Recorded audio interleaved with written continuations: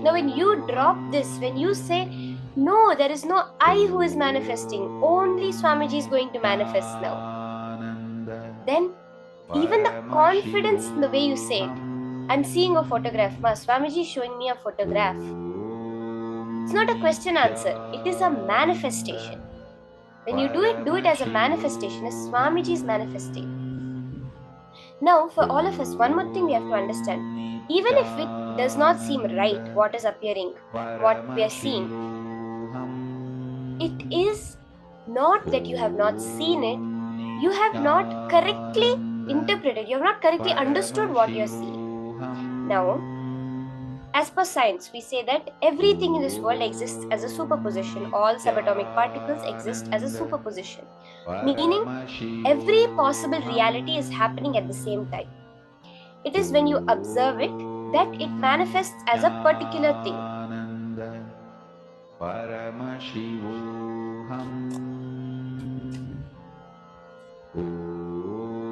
Yes?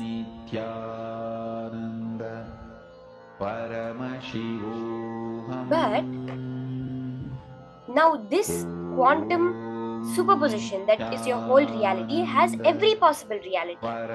Now when I'm manifesting, somehow I'm not perceiving that exact reality that is already happened. That is all we have to understand.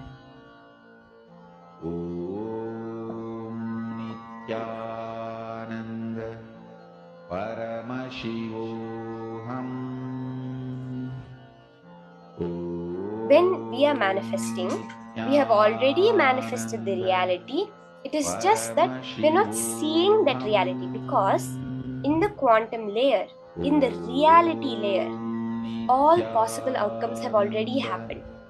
Now, when you open your eyes, or when you say something and the answer comes, no, ma, that's not what I'm thinking of, you are just not yet tuned yourself into that reality which you have manifested in. So when you are doing the manifestation, just tell Paramashiva, show me the manifestation. It is not that manifestation has not happened. You're not telling Paramashiva, please manifest. You're telling Paramashiva, let me be able to tune in into that manifestation. That is why chanting the Mahavakya is so important. Okay? Let's take a few more minutes and do the manifestation. Remember this, Swamiji is manifesting, it can never be wrong. Paramashiva, consciousness, God, Ishvara, energy, whatever you want to call that ultimate consciousness as, that is manifesting. It can never be wrong. Just we need to learn how to see it. That's all. Is the power, the whole process of power manifestation.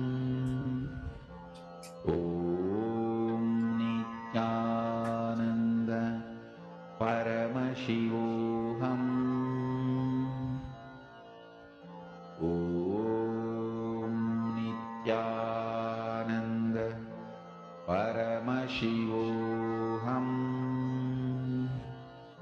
Om Nithyananda Paramashivoham.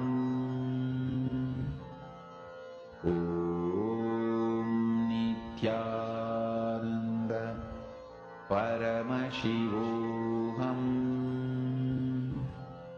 Om Nithyananda Paramashivoham. Om Nithyananda Paramashivoham.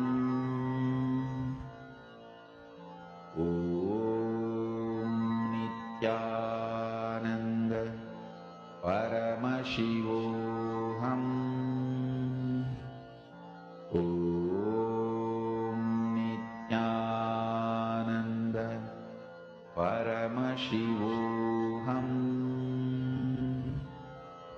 Om Nithyananda Paramashivoham.